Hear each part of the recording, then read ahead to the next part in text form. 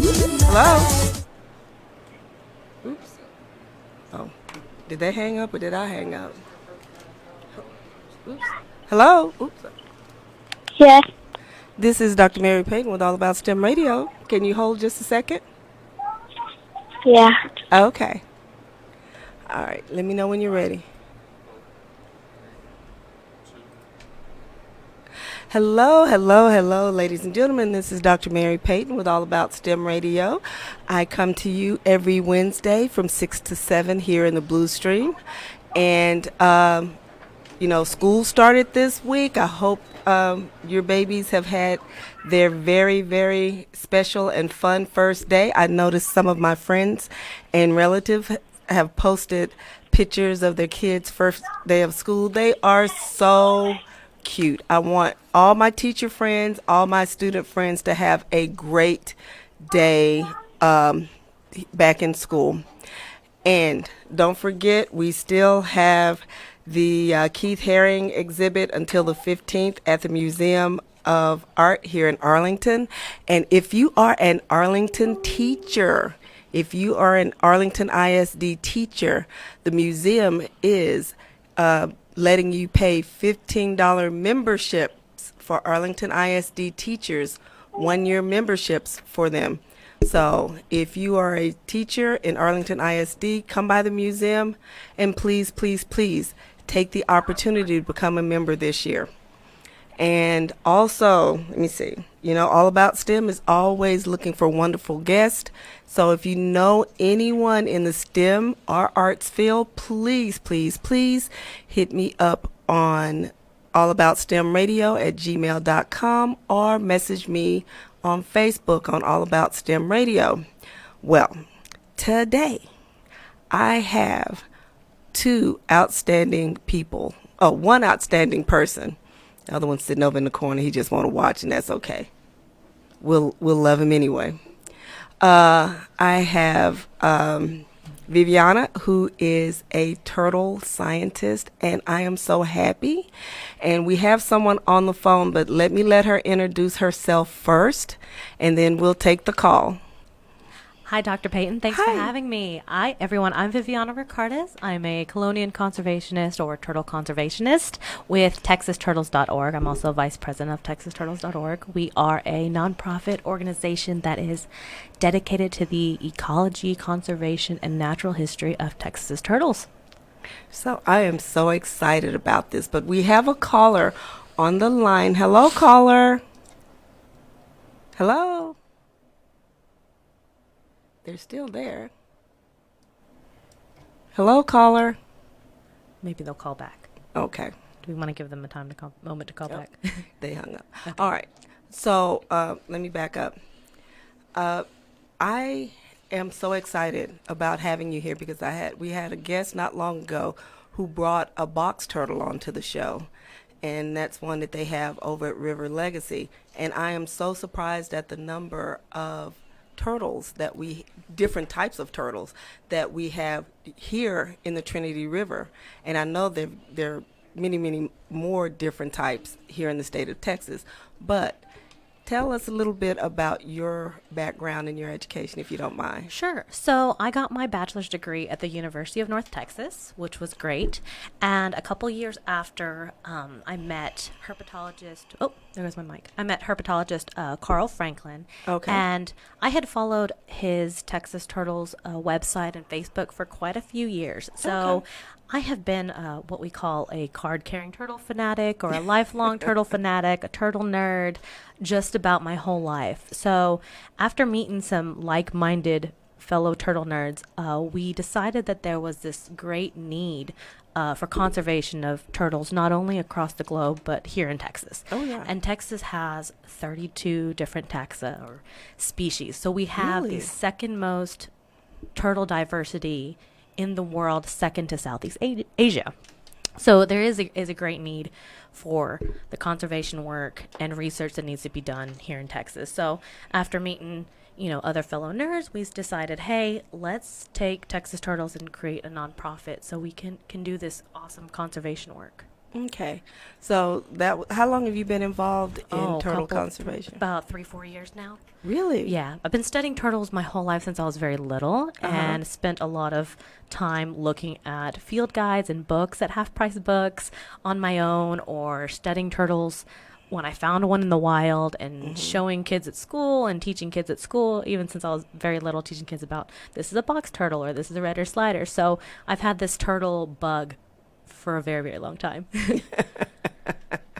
So, what is your favorite turtle? I really don't have a favorite You turtle. don't? I Okay. love them all. I really, really do. I really like just about every species of turtle on the planet. And thankfully I get to work with quite a few in Texas and see quite a few different species. But I really enjoy each one. I've got a few that I have maybe a special place for Mm-hmm. that I think are super neat, but I don't have a particular favorite species. Well, which ones do you have a special place for? I really like the what we call the common snapping turtle or the Oh, eastern snapping turtle, the yep. big feisty ones. I really like the three-toed box turtle, which is a very popular one and native here in Texas, here to the Mm-hmm. DFW area. And I really like the melanistic red ear slider, which is the older mature male of the red ear slider, and it's also a very, very common popular turtle that we'll see here in Tarrant County, across Texas, and across pretty much the world. It's a Mm-hmm. The red ear sliders is an interesting species. A lot of people love them and hate them, but I go with loving them. So yeah, I like those. I like those particularly. I think they're super interesting. Now, the one that you were holding in Yes. the promo, what type of turtle was that? Yes, so that is the alligator snapping turtle. That And thing was huge. it is. That particular one is a female, and it is a 70-pound female, and that is currently the largest female alligator snapping turtle recorded for the state of Texas that we Really? found at our study site here in Tarrant County. So a year or two back, we launched off a study for the Upper Trinity River, Mm-hmm. and we were lucky enough to come across the alligator snapping turtle, which was not originally known from this area. So it was very, very awesome day when we turned up that we actually had this species Mm-hmm. so close in this area. So we've been studying those, and we've been studying with some other friends of ours down in Harris County. They study the alligator snapping turtle, and we've teamed up and kind of been looking at the species across the state. Mm. So that's a very neat one, and everybody seems to really be fascinated by those because they are North America's largest freshwater turtle. So we're really lucky that we have them here in this area also. Okay, okay. Well, listeners, I am talking to Viviana today. She is a turtle conservationist, and I am so excited to have her. If you would like to call in, the number here is 214-431-5062, and I'm quite sure she will be open to answering questions about what she does with the turtles here in the great state of Texas. And so I'm going to get back to her. So, Viviana, do you only look at turtles here in Tarrant County, or do you go to other places in Texas? Right now, Texas Turtles does travel across the state. Okay. We help out our friends at the Turtle Survival Alliance North American Freshwater Turtle Research Group, or Mhm. TSA North America. We help them out at a couple different study sites. They've got one in Harris County, down in New Braunfels, and the Travis County down in Okay. Austin also. So we're pretty busy as far as traveling across the state and helping out with these long-term studies. Okay. And help out these long-term studies. Oh, and then of course also here in Tarrant County, we've got Andrew Brinker's Yes. Trinity River Turtle Survey, which he kicked off a couple years ago and has done an amazing job getting his students and citizen scientists involved in the turtles in this part of the Trinity River, which has never been done before. So. Yeah, I had the opportunity to go out on one of his his research studies one day, and I was totally amazed. He let me touch him. He let me weigh him and measure him, and I didn't understand when they started to get feisty. He said, "Just turn it over." I'm like, "Dude, what?" He said, "Turn it over." And when you turn it over, turtles just kind of go to chill sleep. out. They kind of do. chill out. Yeah, those soft shells are pretty feisty and they're so big. Oh, It's easy to can be harder to handle, and you Yeah. turn them over and they kind of calm down for a little bit. Well, when you think of a turtle, I mean, there are a lot of misunderstanding Absolutely. about turtles.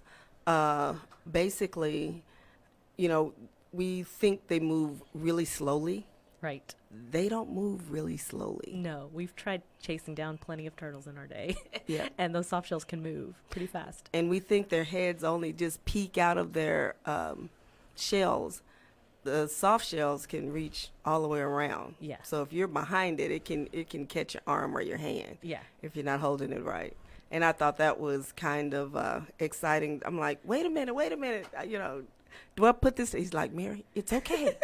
It's just a turtle. Turn it over. I'm like, turn it over? I almost took out running. They kind of laughed at me. Then we figured it out. But I was just amazed at the number of types that was captured there.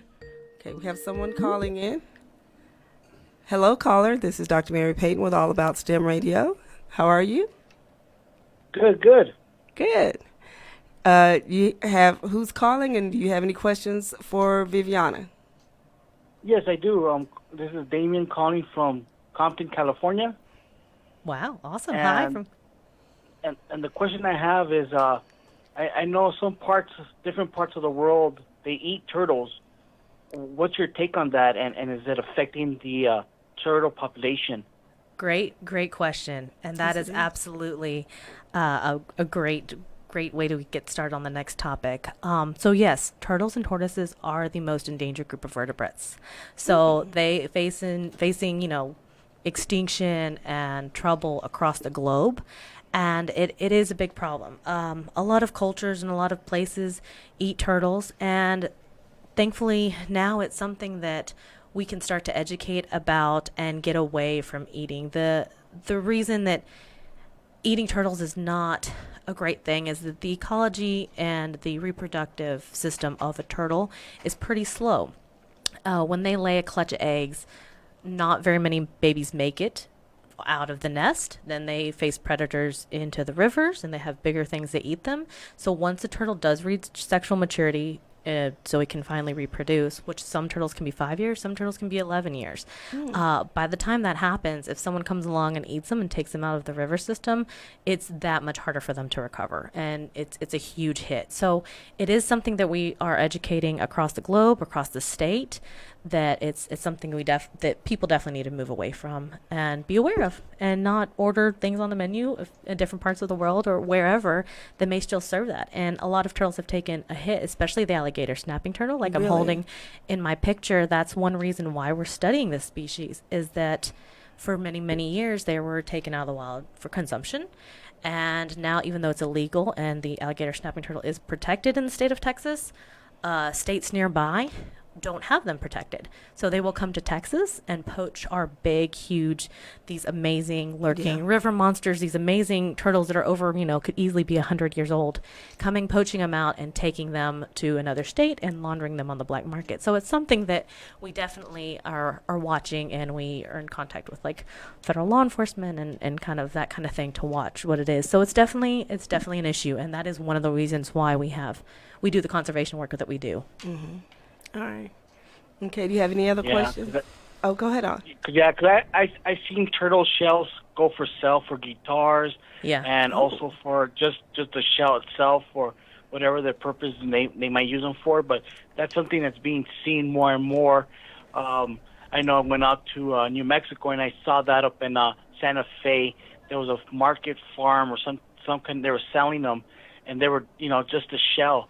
And I remember seeing some of the Native American people saying, "Hey, we sell turtle soup. We have turtle soup," and I'm like, "Oh my gosh, that's pretty nasty." I would. So it was just something that kind of bothered my mind. Yeah, I mean, thanks for bringing that up, and that's definitely one of the messages we get out and things that we're aware of and tell people from not about Texas turtles, but across the globe. It's not a sustainable thing, and when you come across something like that, especially here in the DFW area, call the local game warden. If you can Google the game warden number. If you're in New Mexico, wherever you are, look for the local Fish and Wildlife, the local game warden, and Google that number and say, "Hey, this is for sale." A lot of it is illegal. Sea turtles, they can't sell it anywhere. Alligator snapping turtles, for in the majority of states and other places are protected. So definitely something. Thank you for calling in about and to watch out for. Okay. All right, thank you. Appreciate the call. Thank you. All right. So, you You spoke about the other organizations that you work with. Do we have any like turtle hatcheries or places that collect the turtle eggs and until they Yeah. become until Adults, they hatch? head starting. Well, yeah, we then do releases, because when I was in Sri Lanka, we got to do that. Yeah, there's the closest one to us is Tishomingo up in Oklahoma. Oh, okay. And they do head starting of the alligator snapping turtle. Like I said, since that was an animal that was poached for so long, there's areas where it had been extirpated or they don't live anymore. So our friends up at Tishomingo and up in that area have been working on raising them, getting them a couple years old. I think they found out it was 2 or 3 years old, 6 years old, that once the turtle's 6 years old, their chances of survival in the river systems increases so much. So they've been working that for the past few years, and it's a really, really neat thing up there, what they're doing. So. Well, I got to see that go on when I was went to Sri Lanka. I went to a turtle hatchery, a turtle farm, and it was so neat the way they had them set up. By when did they put the turtles in? Where they picked them up, and then in the evenings when they hatch, they would take them out and let them loose. Yeah. And it was like so amazing that even in a country like Sri Lanka, that they would even want to do conservation of turtles, and I thought that was really, really, really neat. Yeah, and I think also our friends down at South Padre Island, they do I've that. been to that They one. do. That's another really neat. I have some friends that go and do the nest watching and watch the nests on that, and they also will watch. Have volunteers mark the nest, and then they go out and collect the eggs, incubate the eggs, hatch them, and then release them, and then the public gets to go see. So that's a really cool thing going on here in Texas that goes on. And I think that's wonderful. Now, Texas Turtle Organization. Yes. What is its mission? So what is it all about? Yeah. We are dedicated to the conservation, ecology, natural history of Texas turtles. There is a Texas-sized hole in our knowledge of Texas turtles. This is a big state. Yes, it is. We have a huge, awesome diversity of turtles. So there's a lot of information that we just don't know. There's a lot of species we want to look into. And the turtle is, an animal that's so important to our river systems and our ecology, our nature, our ecology, that if something were to happen to them, it would cause a ripple, and down, domino effect. So Texas Turtles really wants to go out and boots on the ground, and even if it's just a weekend, looking and documenting what species are in which waterways and how far up, and that sort of thing. So we were really trying to keep, be aware and be proactive before reactive, before we were to get to a situation where we're down to having a species that's on the endangered list or something down, to dwindling numbers. So we want to do that before anything gets bad. Now, this is a question. It may sound just a little bit odd, but do all turtles go in the water? Not necessarily. There's tortoises. Okay. And they will soak in the water or get in mud, but they don't live in water. And then the box turtle is a pretty land dominant, but they do like to get in water. But yeah, we have quite a few species that are more land. Yeah, because I knew when I was in California and I was with the military and I was working in the desert, and they said if you find a turtle, leave it alone. Right. Because if you pick it up, it may urinate and it would lose all its water. Yeah, they hold that water for a long time because in the desert, they don't know when it's going to rain again or when they're going to come across water. So yes, for desert tortoise, that's definitely true.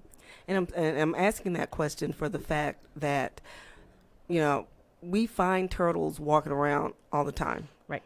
And I know when I go to my friend's house, every time I go down Roosevelt here in Arlington, there is a turtle coming across the street, and I'll stop, and whichever direction it's going, that's the direction I'll walk it across the street. But a lot of people want to pick them up and then take them to the nearest water source and drop them off. Right. For the most part, the best rule of thumb is to put them in the direction they're going. They know where they're going. She's likely a female going to lay eggs, especially in the springtime. They're going to and from nesting, so they know where they're going. And as long as you can stop safely and get them across safely, and everybody involved safely, put them in the direction they're going. Occasionally, you kind of got to use better judgment if they're going into a wall and there's nowhere for them to go. Then the nearest stream, waterway, we tell people to use Google Maps and you can kind of zoom in on the pond that may be hidden away in a neighborhood, or the creek or the stream. And a lot of those little creeks or streams is how they get in and out of their bigger water system. So yeah, direction they're going, and then using your good judgment, Google Maps, to take them to the body of water that's probably adjacent to where they came from. Yeah, I just get them across the street. Yeah, that's absolutely perfect. But I mean, and these are pretty good sized turtles. Yeah. Primarily, I think the turtles I've seen are like box turtles.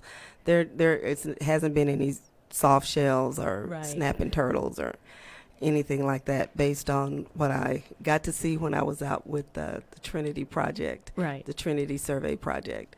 But I mean, just being with them, I was amazed at the number of turtles. And there was one turtle that Mr. Brinker pulled out, well, not pulled out, but brought out, and it was a river cougar. A river cougar, yes.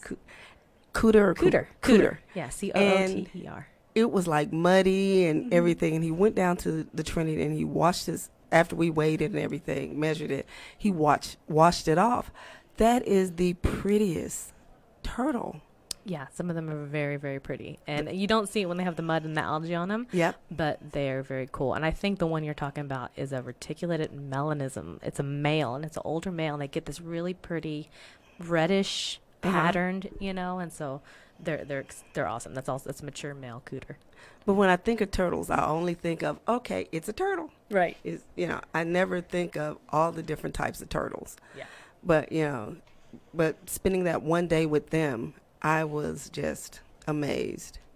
But, ladies and gentlemen, today I have Viviana. She is a turtle conservationist here on All About STEM Radio. And if you have any questions, please call in at 214-431-5062. That's 214-431-5062. Now, getting back to your organization, I was reading on your website about not picking up turtles and making them your pets. Right. It's a good idea to leave wild things wild.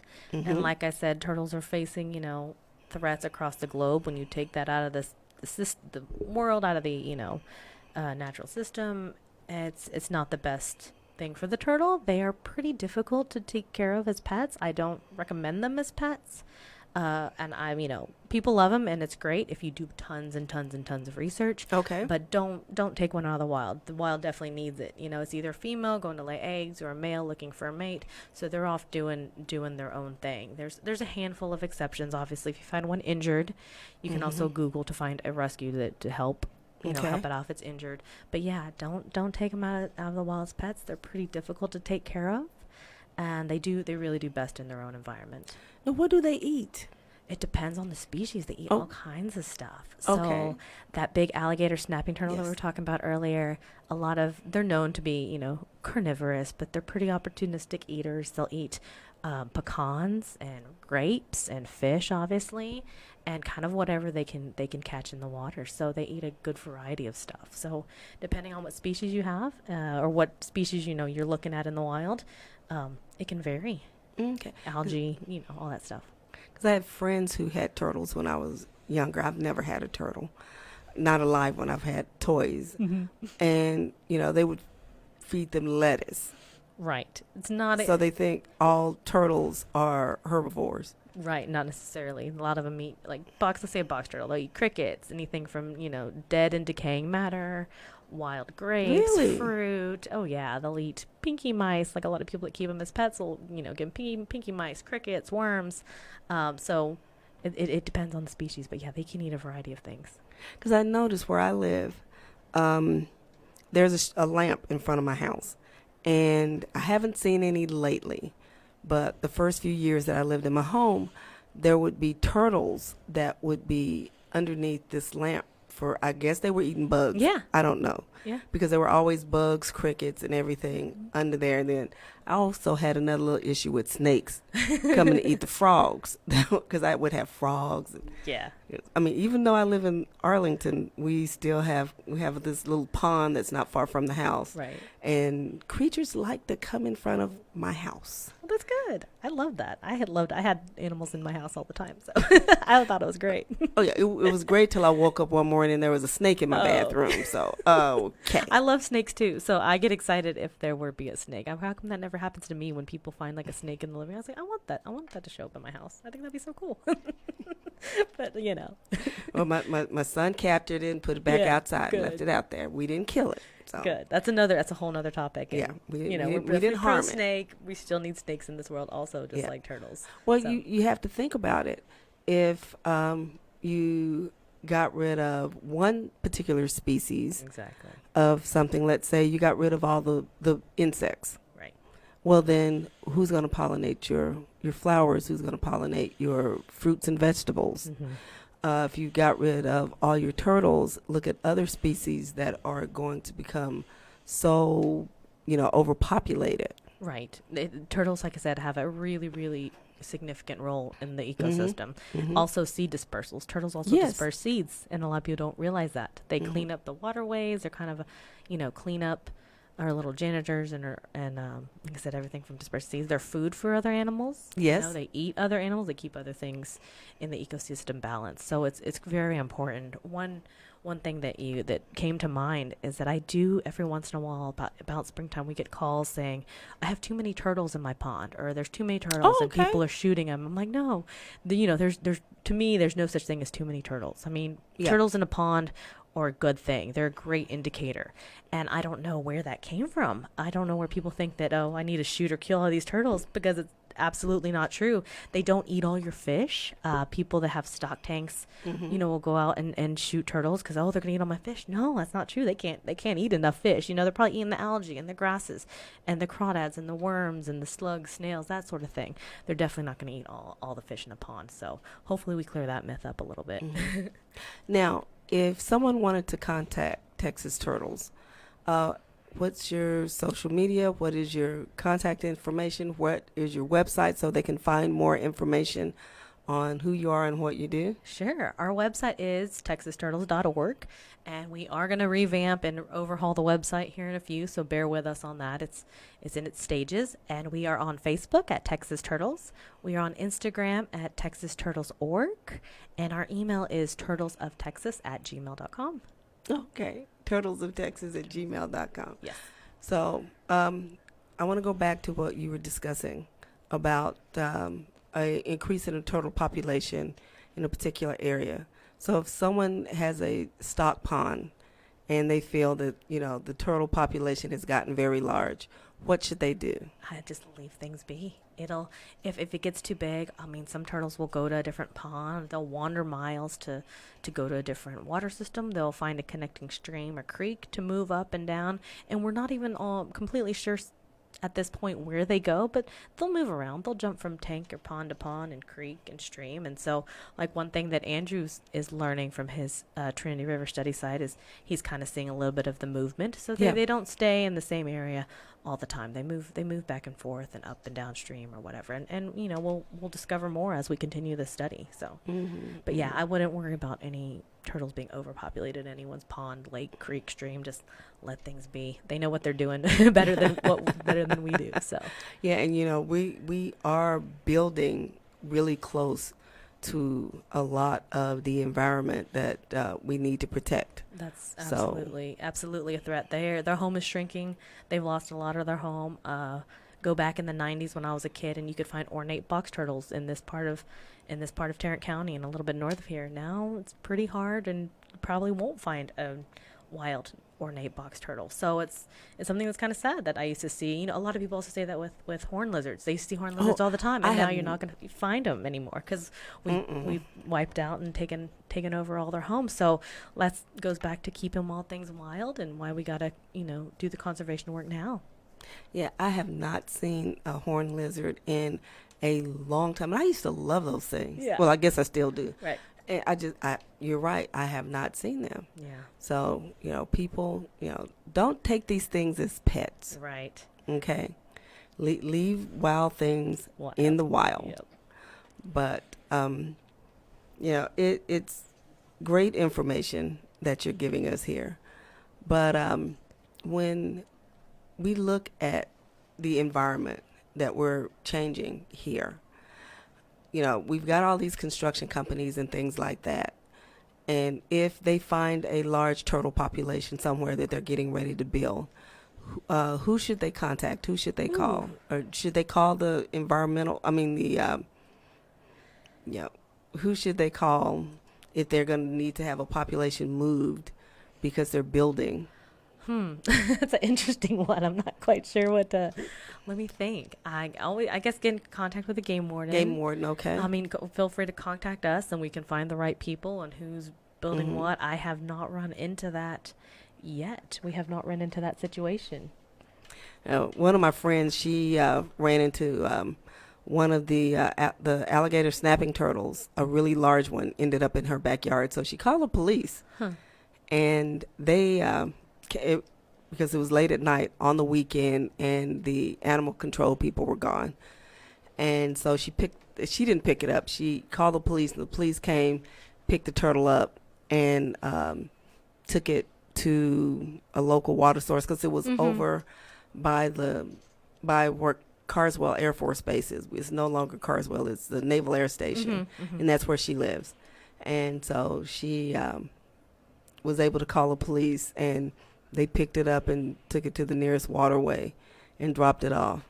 So this wonderful police officer has the great name of the turtle wrangler now. Oh, that's interesting. It'd be interesting if it actually is, if she has a picture, if it is an alligator snapping turtle. Or It just is. She's a scientist. Okay. So yeah. Yeah, she's a scientist, Good. and so she knows. Cool. But it was so funny. She's like, the police came, and she sent an email, and so now his wonderful name is the turtle. No, it's the Turtle Whisperer. That's awesome. What it is. Very, very the cool. Turtle Whisperer. That's good. We'll have to keep an eye out and get contact with her later for when we continue this study. So.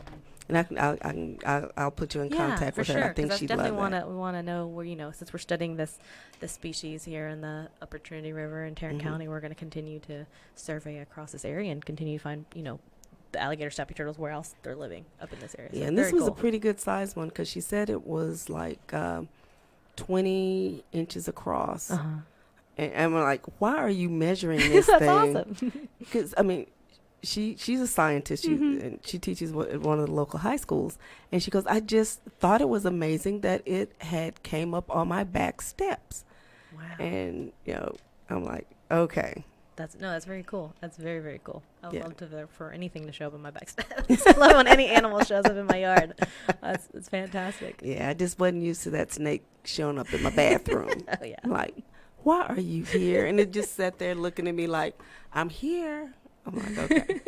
Not today, Lord, not today.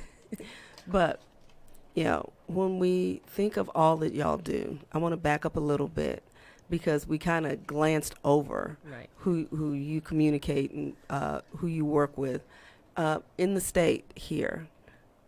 Tell us some of the things that you do with the turtles and with the organizations and so on and so forth. Right. The main goal right now with Texas Turtles and our friends at TSA, North American Freshwater Turtle Research Group, is it's the long-term population studies where we, what Andrew's doing, we collect the morphometric data. We take carapace measurement, plastron measurement, carapace width, sex, weight, all those details of the turtles. And when you collect data from so many turtles, you get a good glimpse of what the population's doing, the sex to female ratio, how many species are in a given area, what they're doing. And so, you collect, the goal is to collect data is over many years of time to where you get a good comprehensive view of the turtles in that area.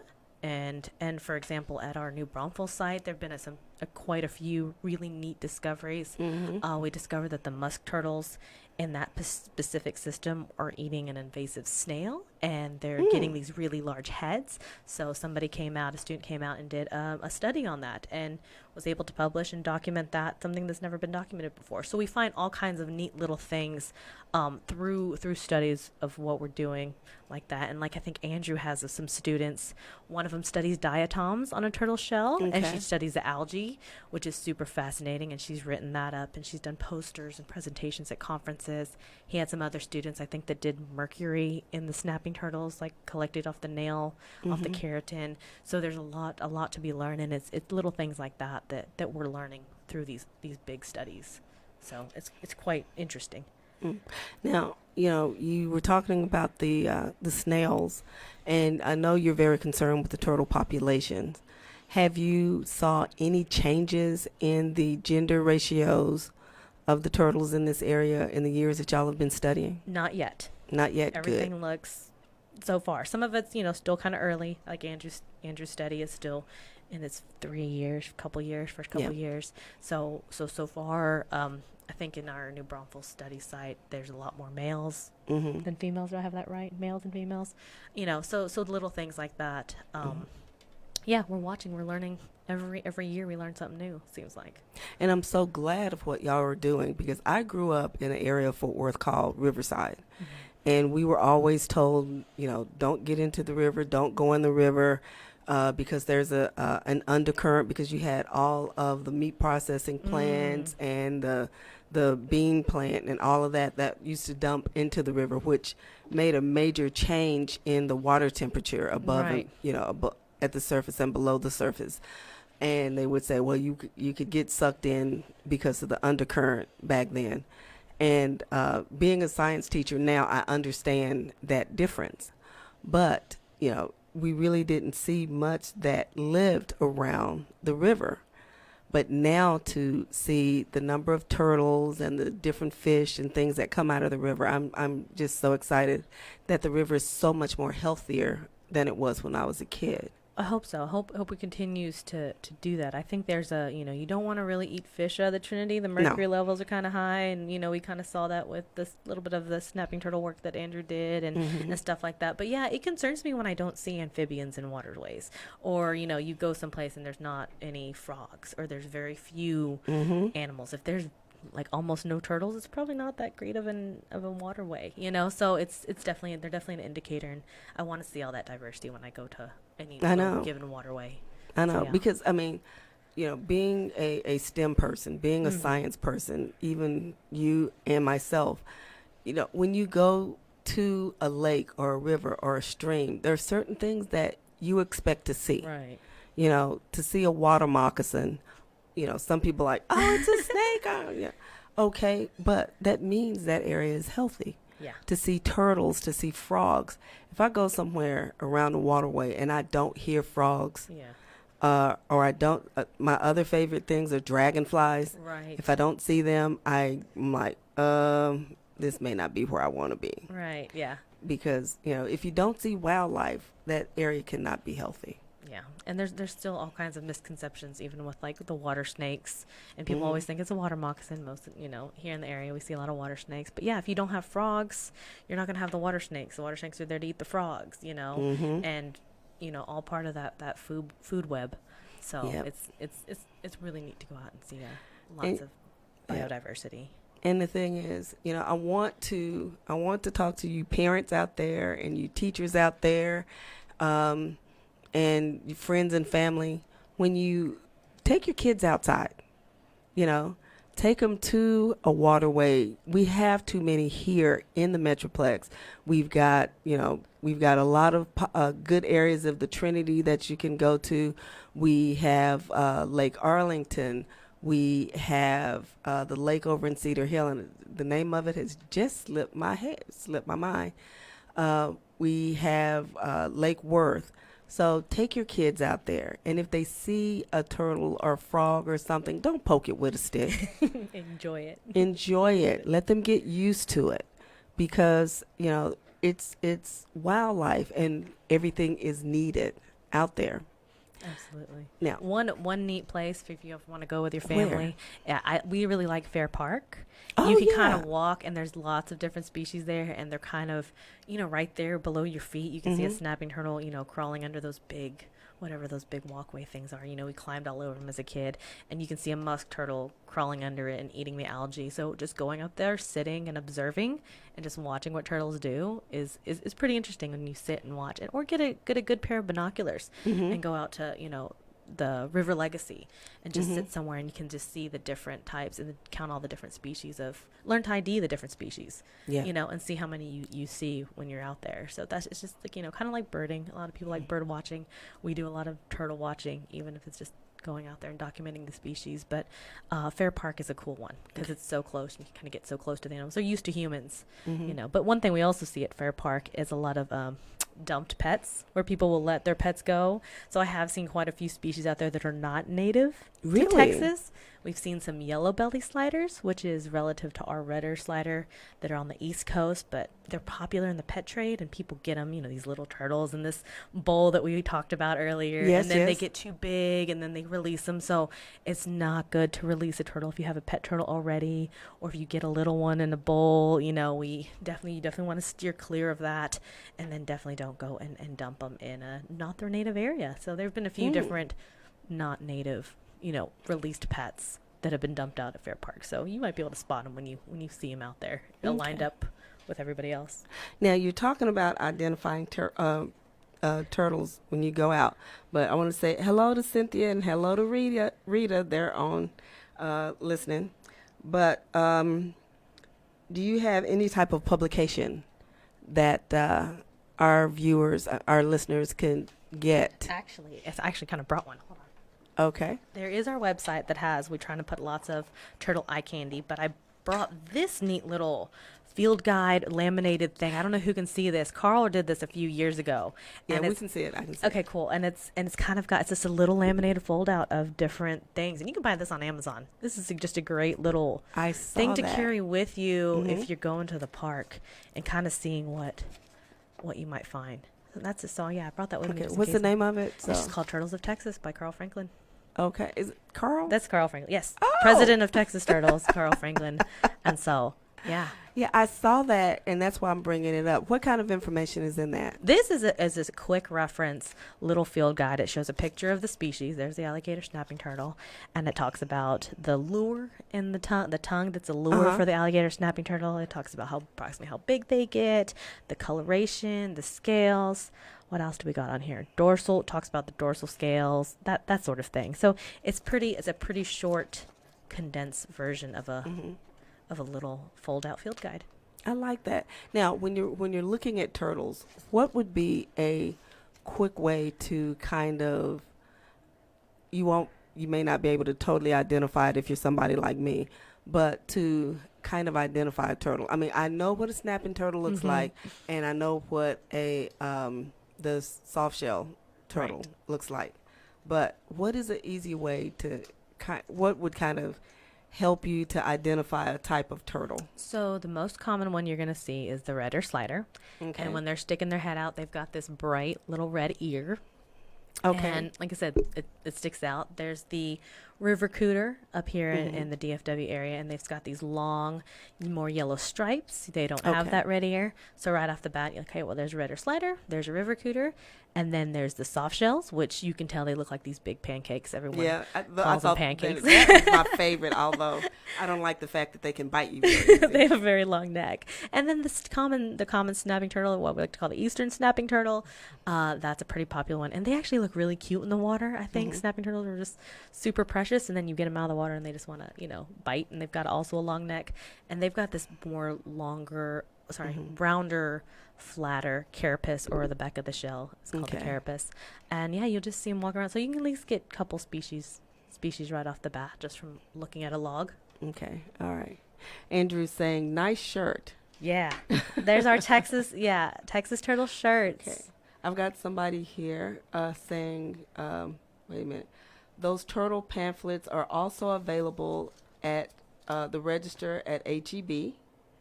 They should be. We have not seen them at the register at HEB in a while.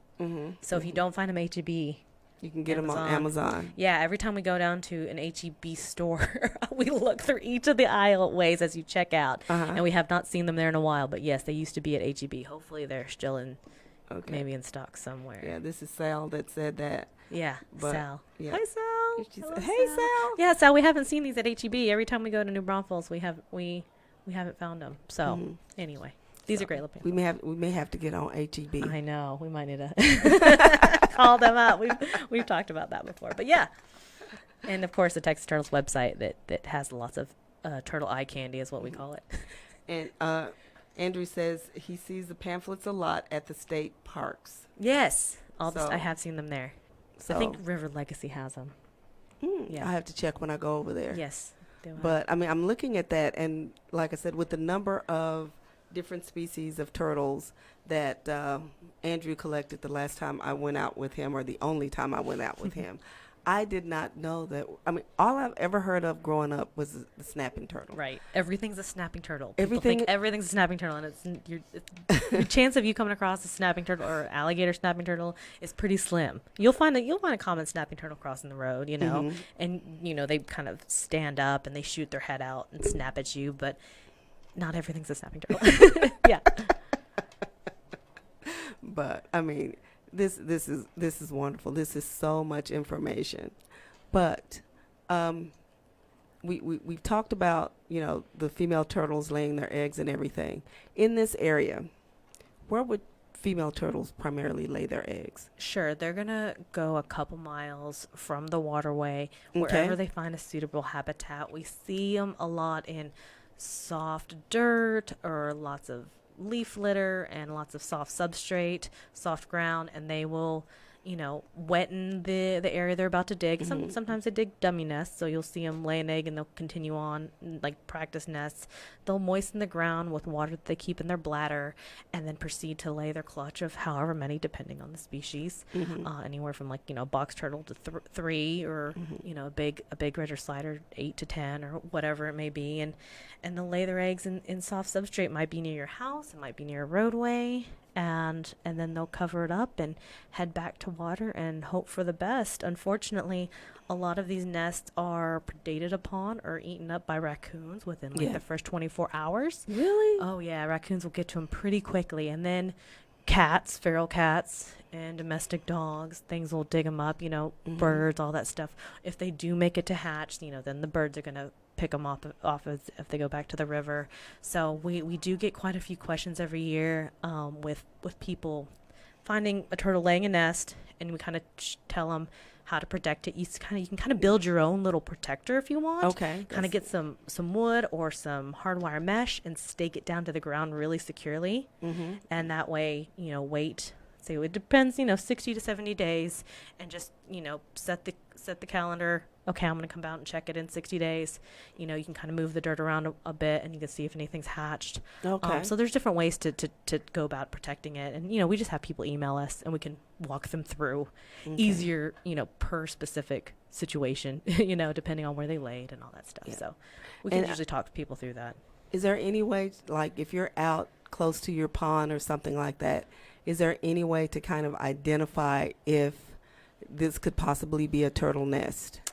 Yeah, it can be, like I said, a lot of them are dummy nests, and you can kind of dig in a little bit, and you got to be really careful because you can break the eggs by messing with it. They're real soft. So typically if it's in a public area, you don't want to mess with taking the eggs or disturbing the nest. You kind of got to let things be if it's in a wild park. If it's in your own backyard, then definitely dig down a little bit. You should see that egg at the top, or a couple of them at the top, and that way you can protect the nest for them the duration while they're incubating outside. Yeah, I'm saying that because we have the 2 ponds that are close to my house, Right. and I know I haven't seen a turtle in the last couple of years, but I've been in and out of country.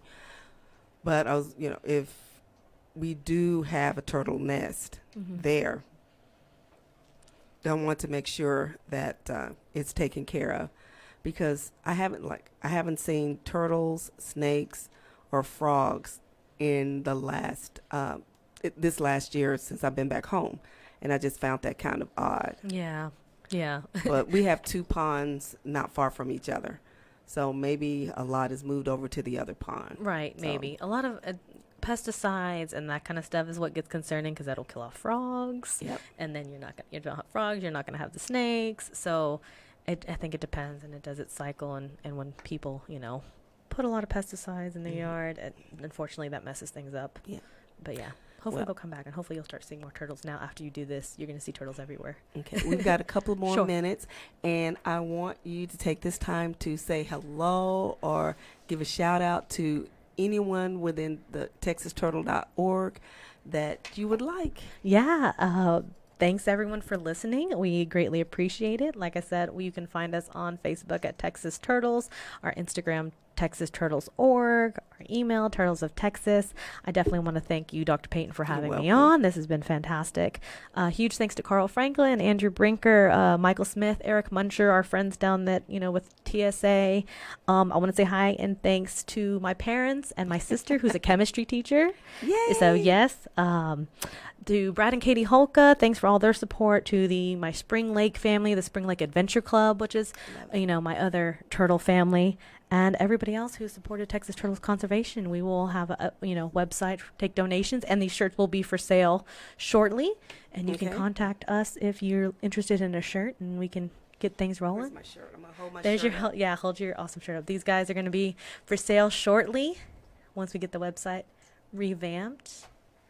Texas Turtles, and that amazing alligator snapping turtle is our logo on the front of our shirt. And as far as getting the pamphlet, they can get that through Amazon.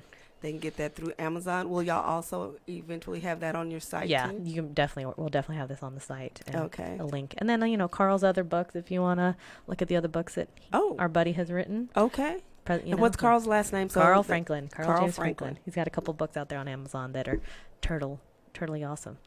Okay. That's what I like to say. All right. I want to thank you for coming on, and hopefully you'll come back. I know Andrew's going to be on the show next month, and I'm totally excited about that because his research is awesome, and what y'all do is totally awesome because we've got to take care of this planet. Absolutely. Because it's taking care of us. And we've got to take care of those things that can't take care of themselves. So people, if you find a turtle on the road, one of the small side roads, like I'm on Roosevelt, please, please, please push it out of the road in the direction it was going. Don't take it home. And this is Dr. Mary Payton with All About STEM Radio. And I will see y'all next week. And I will be interviewing Adua Hernandez, who is a wonderful, wonderful illustrator. And thank y'all till next week. Bye-bye.